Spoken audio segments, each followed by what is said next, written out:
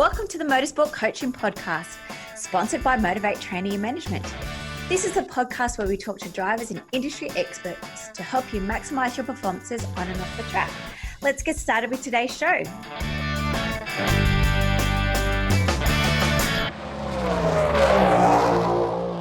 Hello, everybody, and welcome to episode 77 of the Motorsport Coaching Podcast. I am your host, Belinda Risley, and today I am joined by, me. Recently in the Motorsport Sponsorship Facebook group, our free group, I gave an update on social media platforms, what's happening, some new keys, features and benefits that you can implement today to help get more likes, followers and engagement.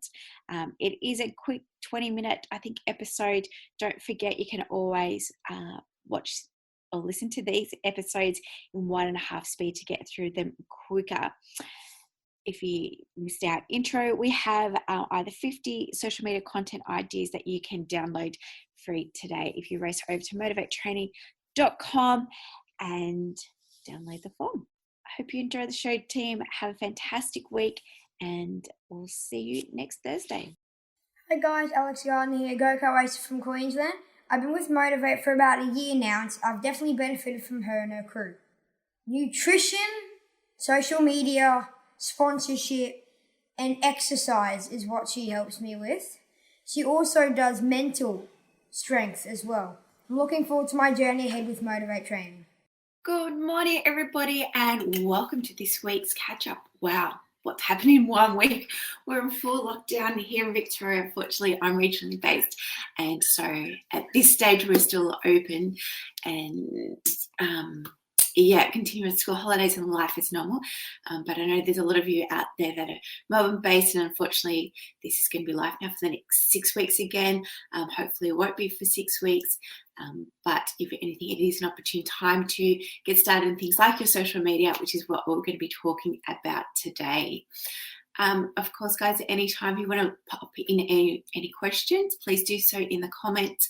Unfortunately, when I do stream live into the group, it doesn't bring up the names on my end, but I'll personally attend to those questions afterwards. And of course, at any time you can drop in your own social media links so we all can follow one another. So as we know, the social media platforms are forever evolving, and even though there's no racing or limited racing at the moment, this is the only way and the best way that we can stay engaged with our fans and also with our sponsors and helping them to promote their businesses at this time of need. So today I was just going to go over some new features or reminders of how beneficial some of these services can be on the different platforms to help you get more engagement and to bring up my sheet, and to keep your fans alive. So, going into Facebook. Sorry, you know me, I'm not technically oriented, especially this time of the morning. All right, so happening in Facebook. So Facebook, as you know, we have the Messenger application. So the Messenger chat is really great for sending it out to your entire list. So if you're maybe a little bit younger, you don't have a direct email list, you might have, say, under 200 fans on your Facebook page, using the Messenger chat is a great way to communicate with people. It's a little bit fun. It's a little bit more personal than, I guess, getting an email from a company. And it's certainly a lot easier to do. So there's many ways you can set up this chat. You can now go directly onto Facebook and set up this Messenger chat. And also with the chat now, it doesn't need to be automated. So it can be a lot more personalized for the content that you're going to use and send out. And it's also great, again, if you're just wanting to blast out something like, yes, Grace, I'm back to racing this weekend. These are the times that it's going to be available on Stream Live, or you're going to do Facebook interviews throughout the weekend, whatever you're going to do. So that's a great way just to blast it all out there and to keep your fans and sponsors engaged. What else do they have? Also, just a little tip there that when somebody does like your page, and generally Facebook will send you a reminder saying, Belinda Rice has liked your page, George Smith has liked your page, invite them to like your group. Please make sure that you are going and inviting those people to your group. That's an easy way to enhance your following list. You can also invite people to your Facebook group. So I was thinking with you guys as an athlete, and again, depending on what size your Facebook pages are and how many fans that you have and if that's your preferred platform, but definitely Facebook groups are a way to go for an athlete, in the sense that this is where you can start to offer like memberships and sponsorship packages, I guess you might want to say. That it could be join up to my bronze package if you want to go down the packages, even though I don't like those, but it might be joining my bronze package. It could be $250 a year and you get access to behind the scenes information about what's happening around me and the team, and you might also be thrown a merchandise pack. And then like with your silver group, it might be access to the group, to the Facebook group, that is, a merchandise pack, some tickets to a race meeting, and it could be a birthday gift as well. So a group is a great way to also have a membership site for your fans if you don't really have a website at this stage. And then you can always invite people to your group, and then that would be your marketing shift is trying to get people across into your group, which is obviously going to get you some sales, some sponsorships, support going forward. That's all I have in Facebook. If you guys have got any new tips or strategies that you've come across in the last couple of weeks, pop them into the group and let's share everybody to make the platform great. But if your focus is on Instagram, what's happening in Instagram? So Instagram recently added the seller product, shopping product symbol, and which allows you to, sell your products and services, similar to what Facebook does do. But again, one, you could be selling your memberships on that. Two, you could be helping to sell your sponsors' products and services on that. And three, would be your merchandise. So if you do have merchandise available, now you can use that shop feature. And of course, guys, if you do want any information of these tips and strategies that I'm mentioning today, please just pop them into the comments, and I'm happy to send you some more pieces around how to guides and where to find some more information about setting these things up. And also with the Instagram, just so you know, like there is a difference between tagging somebody and utilizing the hashtags. Hashtags are good because people can search by the hashtags, and the benefits of having a tag is, as you will see on your Instagram page, there's three little symbols on the main page, and on the third one it's got like a little grid. And so if you've been tagged into any post, that's where you can go and see everything that you've been tagged in. So from a business perspective, we like being tagged in relevant posts, and that's really important to emphasize that the post needs to be relevant. Because Instagram does have an algorithm, and I quite often say when you are tagging sponsors, make sure the post is relevant to them. So you don't want to tag your sponsors in every single post that you do, because there is an algorithm behind it. Because the algorithm would say, look at, for example, what can I use that I've got around here? They might look at some pens. Excuse me, it's not coronavirus. And to see, okay, that your post could be around about a skateboard. And if you're a pen sponsor, Instagram will go, okay, well, we don't get the relevance between having promoting pens and skateboards into the same, so they won't show that as much. They'll just keep that post hidden away. All right, so just be mindful when you're tagging and when you're hashtagging the people. Also, if you get a new sponsor, or if you want to go back, especially for those that are going to go in lockdown and you want to take some time to fix up your accounts, you can go back and tag people into certain posts. So if you just go to the post, you open it up, there'll be those three squares, and on the left hand side again there'll be like a little badge like button that says tag here. If you just tap that and you can start to tag people, then again that will show up onto their post. So that's going to be more so if you've got sponsors that you want to showcase that maybe you didn't before, or you've recently brought them on board and you were just not tagging them previously. So give that a whirl. Check out the shop if you've got products and services that you sell or you can assist your sponsors in promoting. And in order for the tags to be effective, your account does need to be made public. So I know a lot of the younger athletes do have their account set to private, and that's okay, but then don't use that as your athlete account.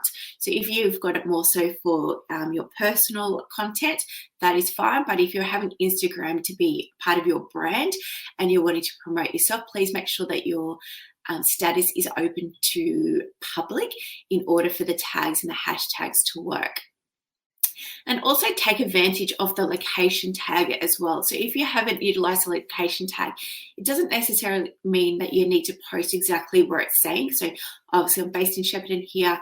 Quite often my posts would come from Melbourne or come from Australia because that's the reach that I want. So if you have got a sponsor and they are, I guess, locally based, then yeah, all for it. Put it in there, because what happens again when people search in Instagram under that hashtag or under that town, then those kind of posts are going to come up into that area. So just be mindful of that location, but also use it as a marketing tool as well. And of course, don't forget to tag yourself into your post. So again, if you're utilizing Instagram to build your brand, tag yourself into it so it comes up onto that tag page. And again, because if someone might hashtag motorsports and you've hashtagged motorsports, then that's going to come up on another page. And again, it's just giving you another option. And soon, they're saying at the end of July, Instagram are looking to go into a full screen stories. So it's just going to be similar to YouTube, and as opposed to the stories just be at the top of the page, it's going to be on the full page. So I don't know if that's going to be a good thing or a bad thing, just depending on how much time you do actually spend on Instagram.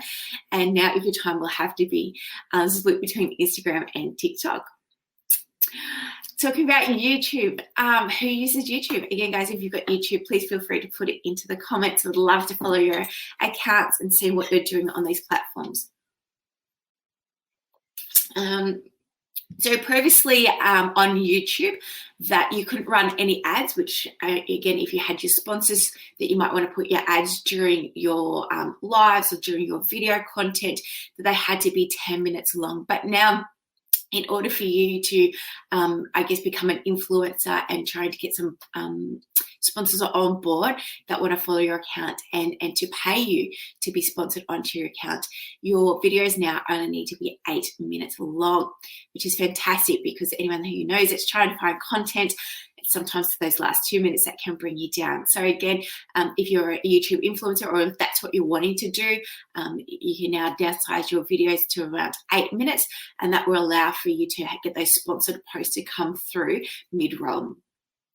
The statistic came out last week that's saying for YouTube, the main demographic in the US is 15 to 25 years. And over 56 years. So I thought that was quite interesting. So remember, when it does come to social media marketing, regardless of whatever platform that you are on, you want to go where your demographic is and all majority of your sponsors are, because that's one thing that sponsors are looking for, is like, what platforms are you on and what kind of reach and engagement do you have? Obviously, we can't market, so we can't do like one post that's going to suit all demographics, but you need to find the platform that, one, you love, and two, that you've the most demographics. So if you're a young athlete and between the ages of 15 and 25, then you love doing video, then obviously YouTube would be your main focus. And that's what you would drive first of all before doing everything. When it does come to, again, the platforms for your branding, it's completely up to you. There's no wrong or right. People are going to have different responses and different results. Again, that's why I say go what you're passionate about, and then because that's where you're going to thrive and that's what you're going to push through. Another great thing about the YouTube platform is that you can actually create a brand account. So this is a fantastic tool if you want to build your brand. As I quite often say that motorsports is a business. And so in order to have a brand account, you do need to have a personal account. And then it's like the next step up. So it's like the brand account is like a business account. The benefits of having the brand account is that if you don't have time to do all your social media accounts and you don't want to give out your logins and passwords, that you can have numerous like social media managers put on them. Or, mum and dad can have access to it and they can help build in, or, various people can upload videos to that platform on your behalf. I'm just going to check to see if things go live. All right, so TikTok. Wow, hasn't it been interesting this week about all of the privacy and, what are the Chinese government doing to it? So again, we've always promoted that for our social media platforms to have your own website, because we know we don't own these platforms. So try not to invest too much time and energy in building up with these platforms in case they do close down. So, this TikTok is going to be a wait and see whether Australia bans it, whether it changes its name, but it's a platform that's kind of living in the unknown at the moment. So just be mindful of what you're posting onto TikTok. If you're utilizing that as your brand, I'd probably just be a little bit more reserved for the next couple of weeks until there's, confirmation that it's okay, that it's still going to go ahead 100%, because again, you don't want to waste your time going into it, or for it to be closed down, or for us not to have access to it. What can you use TikTok for from an athlete's perspective? This is where you can do lots of fun things like challenges and contests. So if you're like a fun person, you're right into marketing initiatives, you want to just do some more, engagement side with your fans, then TikTok is for you. We do have a how to set up a TikTok account. So this is maybe something that you want to play around with the next couple of weeks. If you are in lockdown, just pop it into the notes and I'll send that out to you. Now, Twitter. Twitter is still around. I love Twitter. Twitter is fantastic because it's real life comments. It's your 121 word post that you can do, and it's short, it's sharp, and it's real time, and it's live. So when you're scrolling through, everything's new, everything's current. They too are starting to implement some new tools, and one of those is going to be a version of stories as well. So a lot of the international drivers, I find like the US and UK drivers are generally on Twitter, because again, they can just tweet like going out for race 1, and really excited, follow the live stream here. Then I'll come back in. Yep, that was awesome, qualified P2. Next race is out Q2, sorry. So having that stories option is going to be fantastic in there as well. As we know, video is the way to go, so it will give you another option. The good thing about this new stories is that straight away they'll be able to have two-way conversations. So you can invite a friend into the conversation, and that we can go live straight away, as opposed to now where most of the platforms you have to kind of use a third party for it to be to work, to have two people on board. So stay tuned to Twitter if you're still utilizing Twitter for those stories to be starting. Snapchat. So I'm not sure if you guys are using Snapchat for fan engagement, but last week there was a great article that came up around about Snapchatters are much more active in sharing their content and discussing the play via messages than users in other platforms. So again, depending on what you're passionate about and what your sponsors are kind of looking for, Snapchat might be their marketing platform that they prefer. So it's great to have an awareness of what these platforms do and how you can utilize them within your brand and within your marketing. Because as I said, Snapchat, they're saying gives people, they're more likely to follow the comments, the threads, as opposed to actively engaging, but underlines that it's more of a community where people go there to engage specifically. So when people are looking for engagement and they're saying Snapchat's engage more, well, then it kind of makes sense to change your marketing maybe around to Snapchat from a business perspective. because they're really driving that it's a community and they're interacting with small groups as opposed to broadcasting out to family and friends. And of course, as we know, those posts do delete after 24 hours. So maybe something to think about. If you haven't included Snapchat, you might want to go for it. What else do we have? LinkedIn, last but not least, guys. So much for our 5 to 10 minutes. We're already up to 18 minutes, but I do hope you're getting some tips and strategy this morning. LinkedIn has added a new emoji or a new icon for the support icon for CV19. So they wanted something in between a like and a care. Obviously on Facebook, they've now got that new care, which is the love heart and someone wrapping up. And LinkedIn has gone with the palm, and I think it has a love heart or a world thing on it. So that's a new emoji to look out for LinkedIn. That's also a great post.